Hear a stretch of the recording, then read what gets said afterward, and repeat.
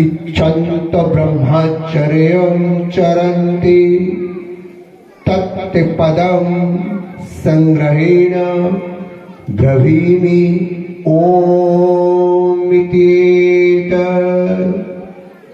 प्रातः स्मरामि हृदि संस्कृतात्मतत्त्वं सच्चित् सुखं जागृत स्वपन सुषुप्त वैति नित्यं तत् ब्रह्मा निष्कलमं न च भूतसंगः आप्यायन्तु ममङ्गानि वाक् प्राणचक्षुः श्रौतमतो बलमिन्द्रियाणि च सर्वाणि सर्वं ब्रह्मोपनिषदम् माहं ब्रह्मा निराकुर्याम् मामा ब्रह्मा निराकरो न निराकरणमस्त्व निराकरणम् मे अस्तु तदात्मनि निरते या उपनिषत्सु धर्मास्ते मयि सन्तु ते मयि सन्तु या देवी सर्वभूतेषु विद्यारूपेण संस्थिता नमस्तस्यै नमस्तस्यै नमस्तस्यै नमो नमः या देवी सर्वभूतेषु शक्तिरूपेण संस्थिता नमस्तस्यै नमस्तस्यै नमस्तस्यै नमो नमः या देवी सर्वभूतेषु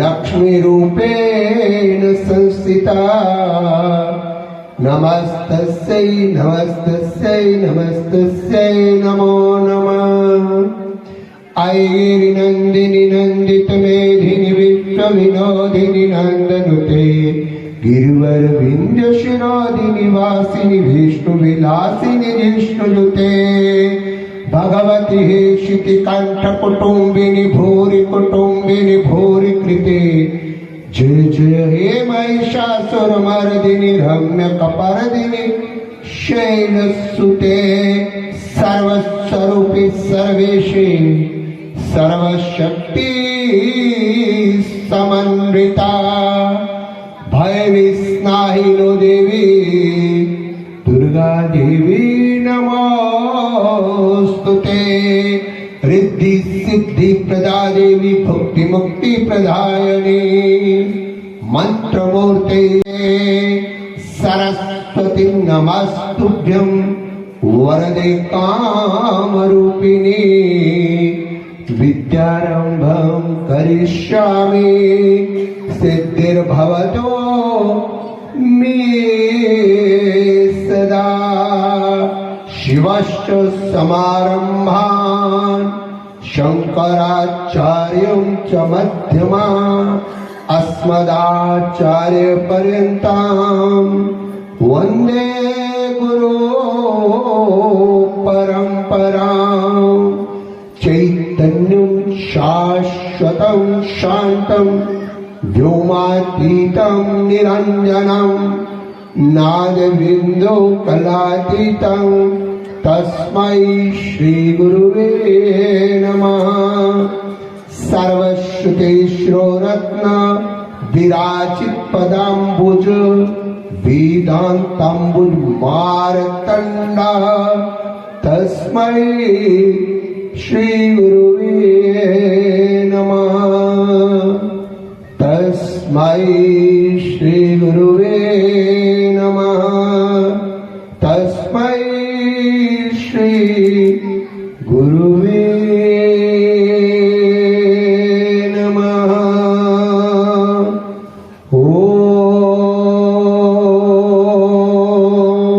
ओम शांति शांति शांति।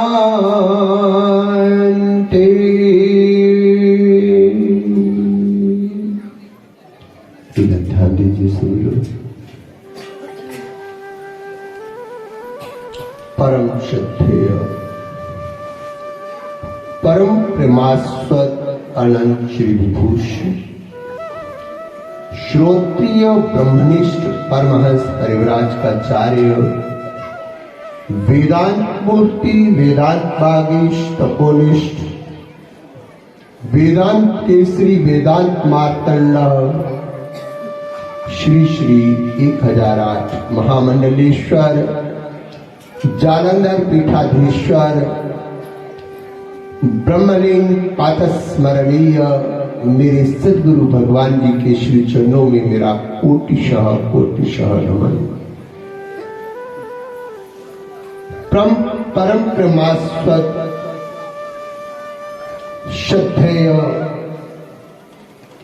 इस आध्यात्मिक विराट संत सम्मेलन देवस्थान तत्संबंधित अनेकानेक देवस्थानों के श्री महंत सरलता सहजता का सगुण साकार विग्रह आदरणीय श्री महंत जी महाराज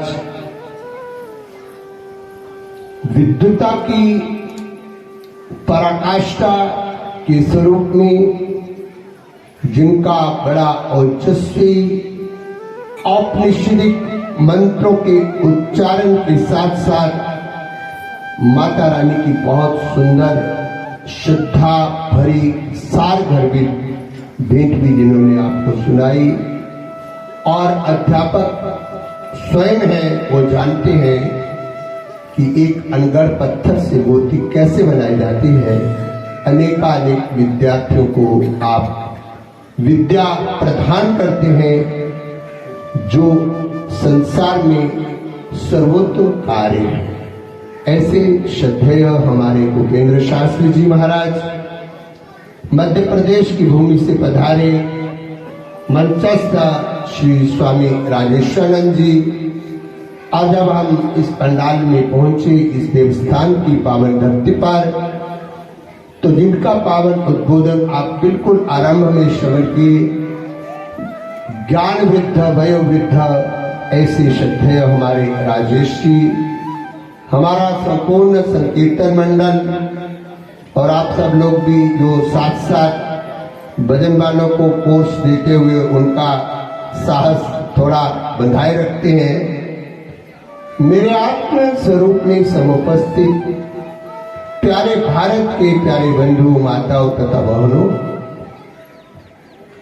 आप सबको विदित है कि आज चैत्र नवरात्रि आरंभ हो चुके हैं और ये प्रथम दिवस है और भूपेंद्र जी ने बड़ा सुंदर संकेत भी आपको किया और बहुत अच्छा एक श्लोक सुनाया दुर्गा सप्तशती से, जिसमें मां के 9 स्वरूपों का पूर्ण वर्णन। और आज प्रथम नवरात्र पर पहले दिन जो जिस शक्ति के जिस स्वरूप की हम पूजा करते हैं, आराधना करते हैं, उनका नाम और उस विग्रह का नाम कहें, उस स्वरूप का नाम कहें, उस चेतना का नाम कहें, उस अधिष्ठात्री देवी का नाम कहें, आद्या शक्ति को कहें, योग माया कहें, बहुत सारे नाम हैं मां। आज शैलपुत्री के नाम से मां के विग्रह और स्वरूप का पूजन किया जा रहा है।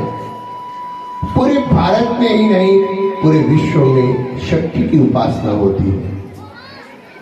ऐसा नहीं है कि वेदांत वाले उपासना में विश्वास नहीं रखते। उपासना का अर्थ ही है उपसर्ग है, उप मैंने समीप, आसन मैंने स्थिर होना। और जैसे भूपेंद्र जी उपनिषद नाम ले रहे थे, सुना आपने उनकी वाणी से कितनी बार उन्होंने बोला, गुरुकुल के वो दिन याद आते हैं जब गुरु चरणों में बैठ करके हम उपनिषद मंत्रों को श्रवण करते थे और शुक्ल यजुर्वेदीय ईशावास्य उपनिषद और वो उपनिषद शुक्ल यजुर्वेद का 40वां अध्याय है, जिसमें 18 मंत्र हैं और उस उपनिषद में से कई एक मंत्र आप उच्चारण कर रहे थे, उनका भी बात चर्चा करेंगे।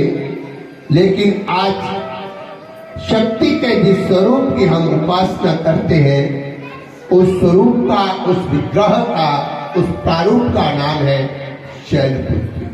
क्या नाम है?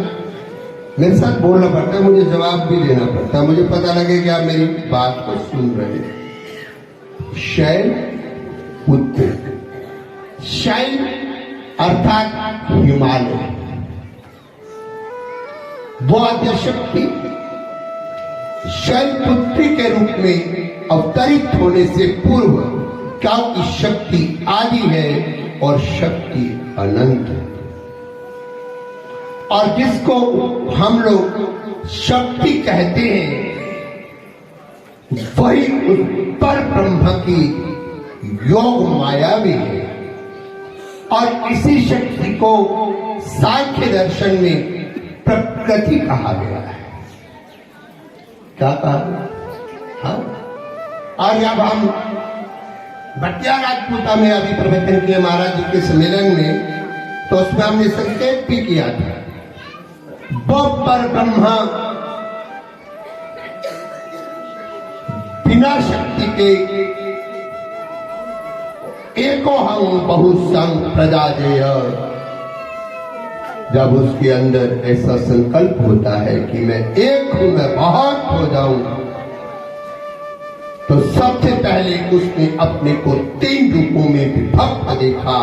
उस अनादि जिसको वेदांत डिंडम घोष के साथ कहता है, असंगो ही अयं पुरुष। क्या? वो पुरुष, वो अनादि तत्व, वो ब्रह्म तत्व असंग है और उसका निरोल है, वो मायातीत है, वो प्रकृति के परे है, वो अधिष्ठान है, उसी के आश्रित प्रकृति रहती है। ऐसा वेदांत बोलता है। लेकिन एको हम अवश्य प्रजाजय, जब उस असंग चेतन ब्रह्म का ऐसा संकल्प हुआ तो उस संकल्प को मूर्त रूप देने के लिए ब्रह्म को अपनी प्रकृति की, अपनी योग माया की, अपनी शक्ति की आवश्यकता पड़ी, क्योंकि अकेला ब्रह्म निर्लेप इस संसार की रचना नहीं कर सकता। और अपने मूल स्वरूप में जब प्रकृति का संयोग हुआ उस पर ब्रह्म सत्ता के साथ में, तो वो एक अद्वितीय, जिसको विद्वान लोग बोलते हैं, एकम सत्यम विप्राः बहुधा वदन्ति, एक ही सत्य को विद्वान लोग अनेक प्रकार से प्रतिपादन करते हैं। वो सत्य जिसको छांदोग्य श्रुति के अंदर उद्दालक ऋषि अपने पुत्र श्वेतकेतु के प्रति कहती है, सत एव सौम्यम इदम अग्र आसीत्। इदम मैंने इस संसार की उत्पत्ति से पहले, इस नाम रूप की उत्पत्ति से पहले, आज मैं आपको बताने जा रहा हूं शक्ति और वेदांत का समन्वय, योग माया और वेदांत का समन्वय कहां पर होता है। और वेदांत विद्या, कोई भी विद्या चेतना शून्य होती ही नहीं है। शब्द स्वयं नाद है, स्वयं ब्रह्म है, स्वयं चेतन है। शब्द की शक्ति पहले काम करती है और शब्द बाद में सुना जाता है। उदाहरण देता हूं, कैसे, ध्यान से सुनिएगा। आप बोलो, ये जो हमारा जीवन है बड़े सहजता से, आपने घबराना नहीं है, समझाना हमको आता है। बोलो, ये जो हमारा जीवन है, ये पूरा जीवन है, पैदा होने से लेकर के अंतिम श्वास तक जो जीवन चक्र चलता है हमारा, इसपे तीन ही अवस्थाओं में हमारा जीवन चलता है, जागृत, स्वप्न और सुषुप्ति। अब मैं बताऊंगा शक्ति कैसे कार्य करती है, ध्यान से सुनिएगा। अहम ब्रह्मास्मि ये वाक्य शक्ति शून्य होकर के आपको ब्रह्म तत्व तक नहीं ले जा सकता। एक जड़ पदार्थ, शिव में से शिव, शिव लिखा होता है, शिव, शिव जानते हैं हिंदी में कैसे लिखते हैं? इकार की मात्रा, ह्रस्व मात्रा लगती है इकार की, फिर तालवे शिकार, वहां पर श है, फिर वह है, तो शिव बनता है। अगर आप ई को निकाल दो, ई को, इसको, इकार की मात्रा को अगर उस शब्द से आप हटा देंगे तो बोलो वो शब्द क्या हो जाएगा? अरे बोलो ना, हमारे साथ इधर वाले भी बोलो ना। तो शब्द तो जड़ होता है। क्या शब्द क्या होगा? जड़ है। तो जड़ की पूजा हमारे यहां नहीं की जा सकती, चेतन की पूजा की जा सकती है। देवता भी शक्ति के साथ चेतन देवता है। जिस देवता में शक्ति ही नहीं, वो ना तो देवता है ना तो चेतन देवता, वो तो जड़ है। अगर शरीर में शक्ति नहीं होगी तो ये तो जड़ है। उधर तो शिव की बात कर रहे हैं, इसी शरीर में अगर चेतना ना हो, शक्ति ना हो, तो बोलो इसको क्या बोलेंगे? मुर्दा। क्या बोलेंगे? तो मुर्दा जड़ होता है कि चेतन होता है? बोलिए ना, बोलिए ना। तो व्यापक ब्रह्मा के साथ शक्ति का सहयोग होता है, ठीक है। और फिर उसी शक्ति के प्रभाव से, जिसको योग माया बोलते हैं। अच्छा ये बताओ, थोड़ा सा मुझे बड़े पसंद जा रहे हैं भूपेंद्र जी, क्या करूं? मैं सोच रहा हूं इतने कम समय में इनको क्या सुनाऊं। अच्छा ये बताओ, पहले देवकी वसुदेव के संतान के रूप में भगवान जी आए कि पहले योग माया?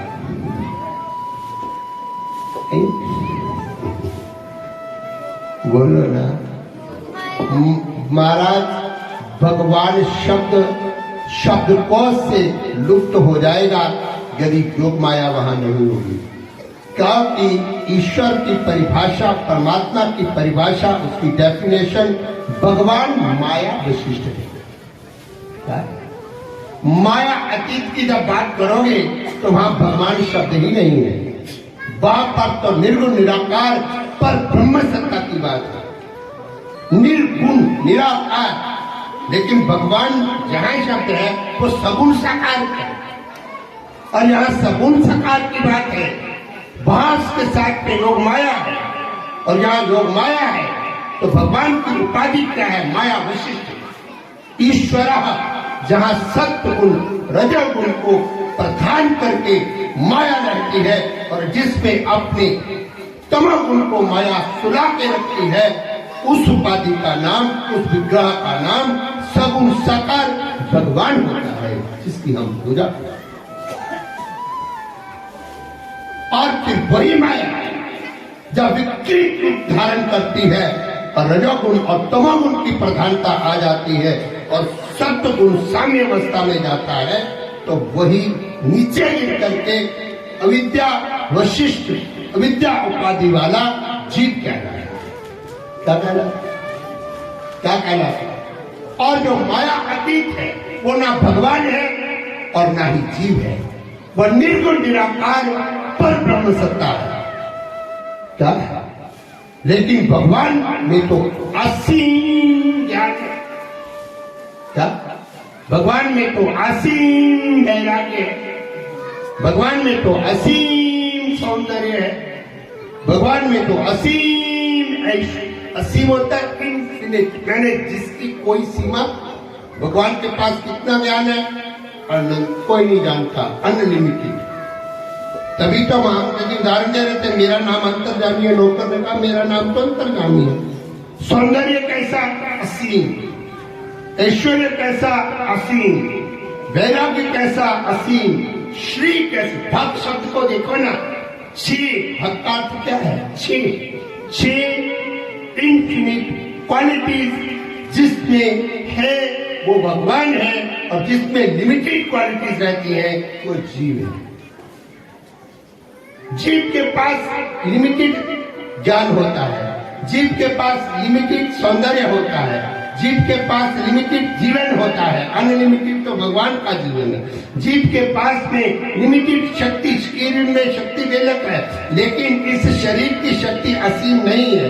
परमात्मा के विग्रह के अंदर जो शक्ति है वो असीम शक्ति है, और इस शरीर के अंदर जो चेतना, जो माया, जो प्रकृति, जो शक्ति काम कर रही है, वो उसमें रजोगुण और तमोगुण की प्रधानता है। सत्वगुण साम्य अवस्था में है। परमात्मा के सगुण सग्रह विचारा में यही शक्ति जब काम करती है तो उसमें सत्वगुण की प्रधानता हो जाती है, और रजोगुण और तमोगुण साम्य अवस्था में हो। समझ रहे हो? तो बिना शक्ति के भगवान कहाँ, बिना शक्ति के जीव कहाँ, बिना शक्ति के, ध्यान से सुनिएगा, बिना शक्ति के संसार कहाँ? बोली और बताएं, जो मैंने प्रत्यारात्मकता में बात की थी वो मैंने यहां से की। जब उस आद्या शक्ति का संयोग हुआ तो हमारे पास एक ही ब्रह्म तीन ईश्वरीय शक्तियों में के रूप में सामने था।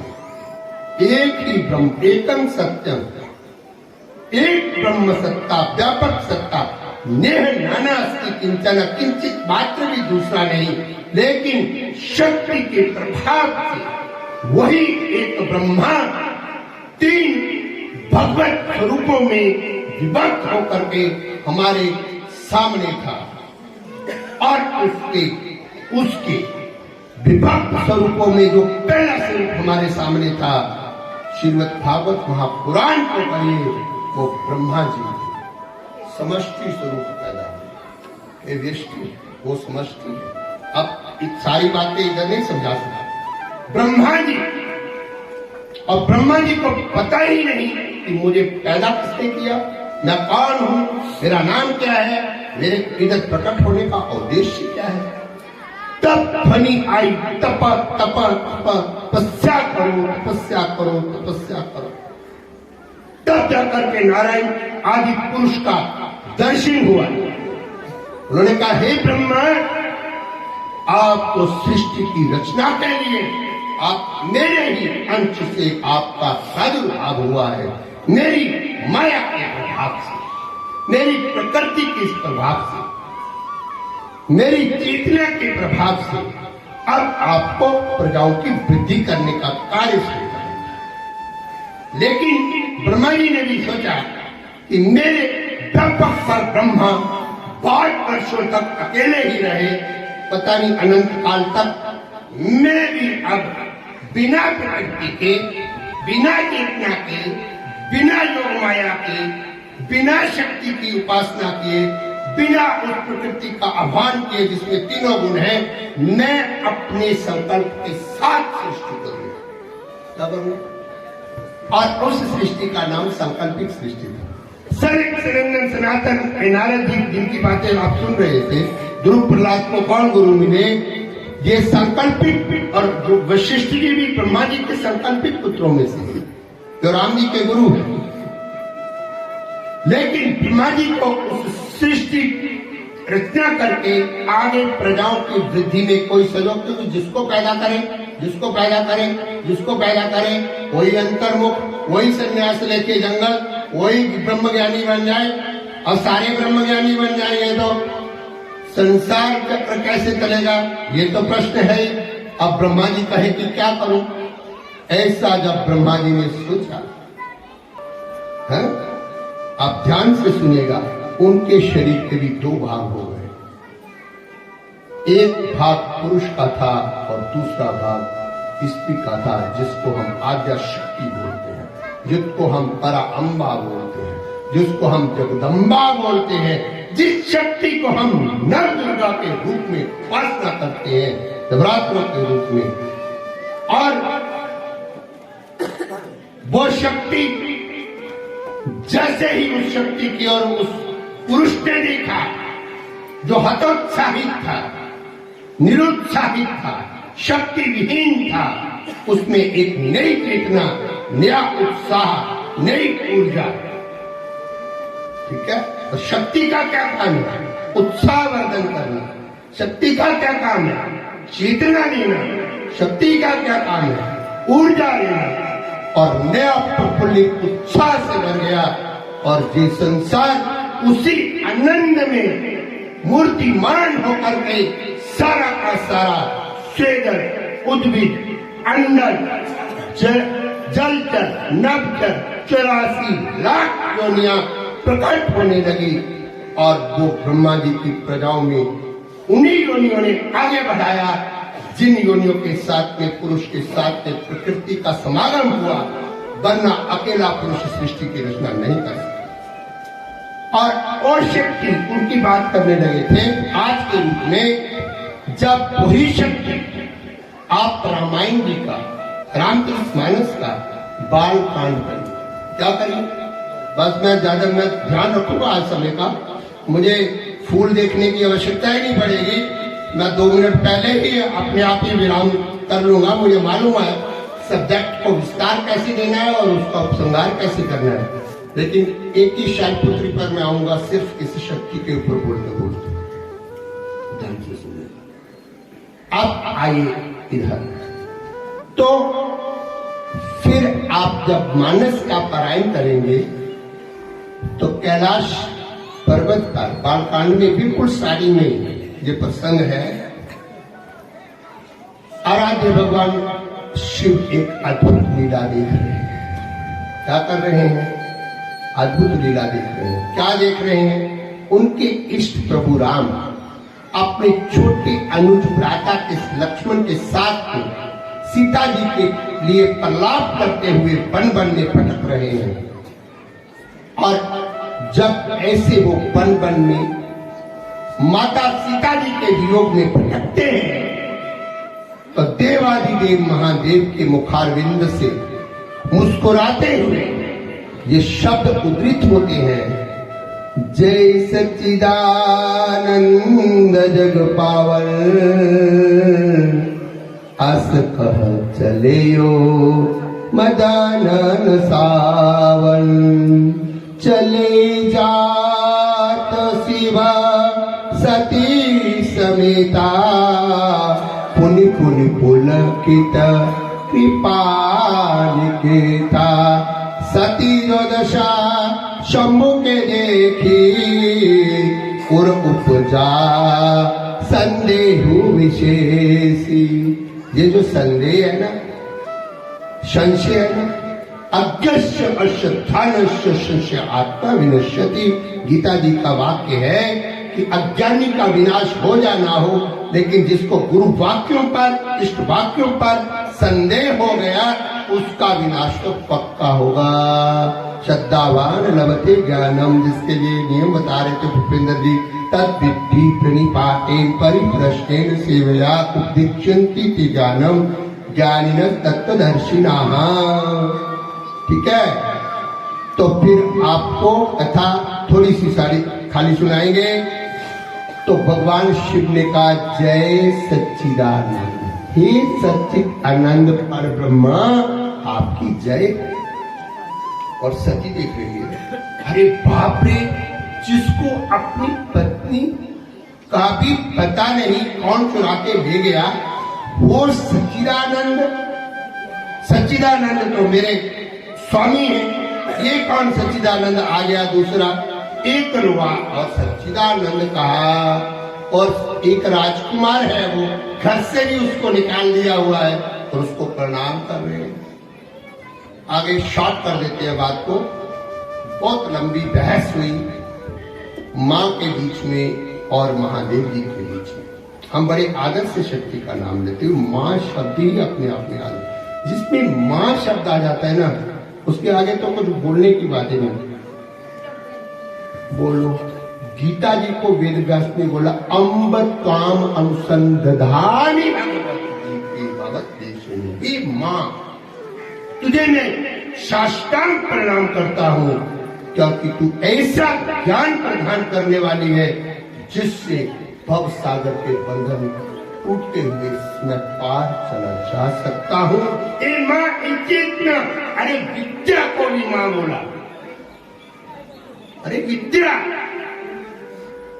विद्या नाम नरस्य रूपम अधिकम प्रच्छन्न गुप्तं ज्ञानम। इतना कुछ आपको सुनाए।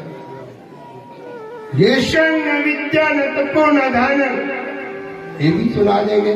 बहुत पूरे पूरे सुनाने लगेंगे तो फिर मेरा टाइम बड़ा तेजी से भागता है इधर। अभी 11 मिनट शेष है, 11 मिनट में बात पूरी कर देंगे। ध्यान से सुनिएगा। विद्या, अम्बा, माँ के लिए बोलो, हे अम्बा, हे माँ। ए जननी के चरणों में 33 करोड़ देवता है।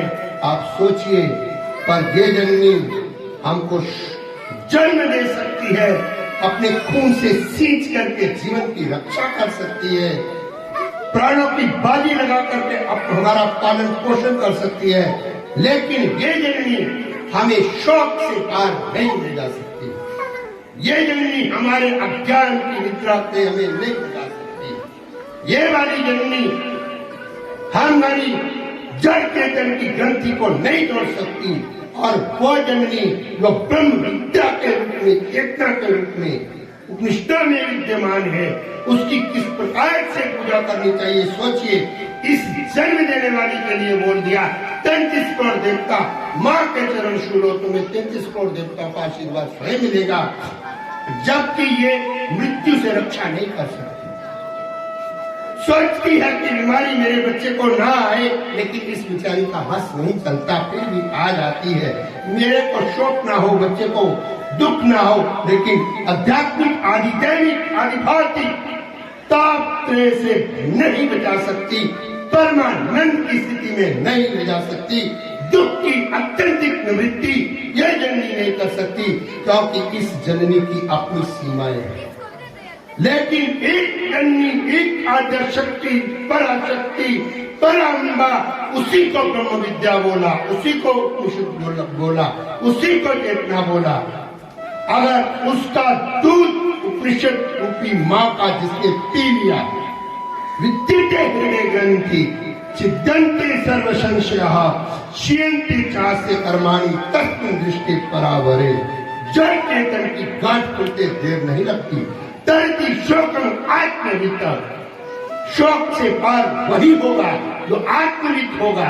आत्मवित कौन होगा? जिसने उपनिषद विद्या रूपी मां का दूध पिया है। सर्वोपनिषदो गावो दुग्धा गोपाल नंदन। सीधे सीधे देखो, सुना ध्यान से, बात समझ में आ रही है कि नहीं? उस विद्या की कैसी पूजा होनी चाहिए जब इस जननी की इतनी पूजा की बात हमारा शास्त्र करता है। मातृदेव भव कह करके जब उद्घोष करता है उपनिषद, तो इस मां को भगवान का दर्जा हम दे रहे हैं।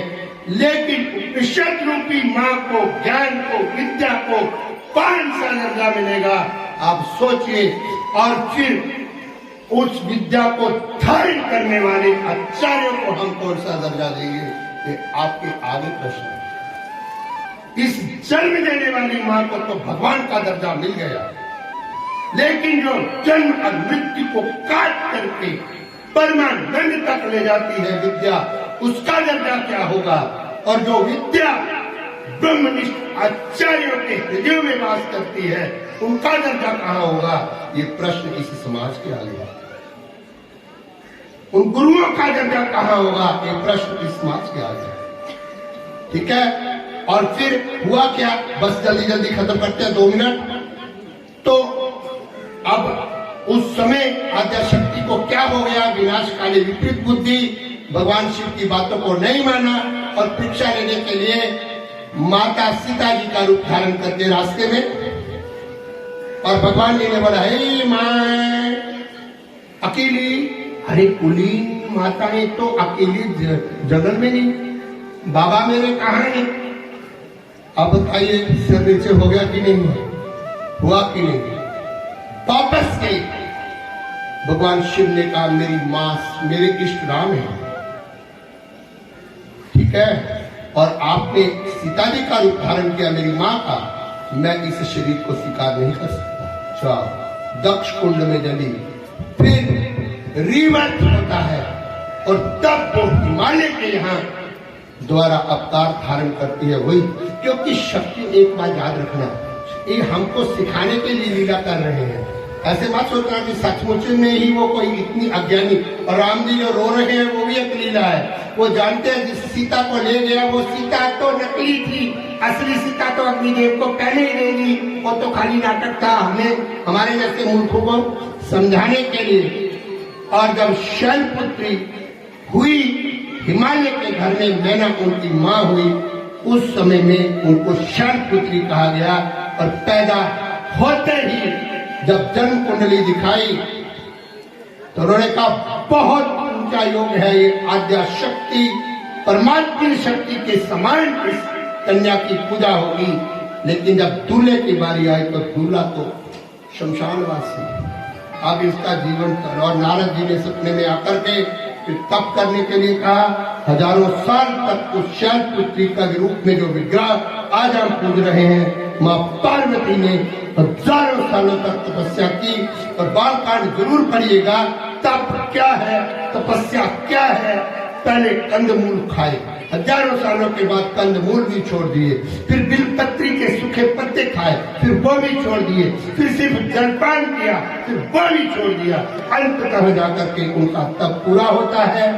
ऐसी, और फिर देखिए उनको सारा याद है कि पिछले जन्म में सती के रूप में मैंने, ध्यान से सुनना, मैंने आदि महादेव पर शंका करके अपनी बड़ी हानि कराई। इसीलिए जैसे ही शादी होती है फिर सब हो जाता है, कैलाश पर आद्याशक्ति मां विराजमान हो जाती है, परम पिता परमात्मा देवादिदेव भगवान शिव के साथ में। लेकिन गृहस्थ आश्रम के धर्म का पालन करने से पहले वह आद्याशक्ति पार्वती मां शिव से प्रश्न करती है कि जो सती के रूप में आप सच्चिदानंद राम जी का स्वरूप मुझे समझाने लगे, लेकिन संशय के कारण मैं आपकी बात को समझ नहीं पाई। लेकिन सजा भुगत करके, तपस्या करके मेरा अंतःकरण अब वैसा नहीं है जैसा पहले था। अब आप मुझे प्रभु राम के उस स्वरूप का तात्विक ज्ञान दीजिए। और शास्त्र कहता है भगवान शिव ने मां पार्वती को भगवान राम का तात्विक स्वरूप समझाने के लिए जो राम कथा सुनाई, उसमें 1 करोड़ से भी ज्यादा श्लोक है। वाल्मीकि रामायण भी, पहले रामायण के जो आचार्य हैं वो भगवान शिव है। कौन है? श्रोता कौन है? वो आद्या शक्ति है। जिस आद्या शक्ति ने प्रभु के उस अथाह ज्ञान को श्रोता के रूप में धारण करके फिर उत्कृष्टों के रूप में धरा पर बिखेर दिया, ऐसी आद्या शक्ति बड़ा अम्बा कहें, माया कहें, कोई फर्क नहीं पड़ता। हम उसको योग माया कहें, हम उसको प्रकृति कहें, लेकिन हे मां, हे जननी, तेरे 9 स्वरूपों को छत छत नमन है। क्योंकि पूरी देवी भागवत का क्रक्स ही यही है कि अविद्या रूपी असुरों का अनेक रूपों में उन्होंने वध किया और फिर सात्विक रूप में उन्होंने अपने भक्तों की प्रसन्नता के लिए उनको गोदी में बिठा करके कितना कितना प्यार भी दिया। ऐसी माँ वो सात्विकी होकर के हमारे को माँ जैसा प्यार देती है और राजसी तमगुणों को ग्रहण करके वो दुष्टों का संहार करती है। ऐसी चेतना, ऐसी शक्ति जिसको नवरात्रों के 9 दिनों में हम लोग पूजा करते हैं, उसको शत शत नमन है। बाकी वो भी पर ब्रह्म की ही चेतना है और ब्रह्म की ओर ही हमको ले जाने के लिए, चेतन की ओर ही ले जाने के लिए, सत्य की ओर ले जाने के लिए ही माँ के 9 रूप हमारे सामने हैं। क्योंकि गोस्वामी जी महाराज ने कहा, एक बात बस 1 मिनट की रह गई, 9 की संख्या पर विचार कीजिए।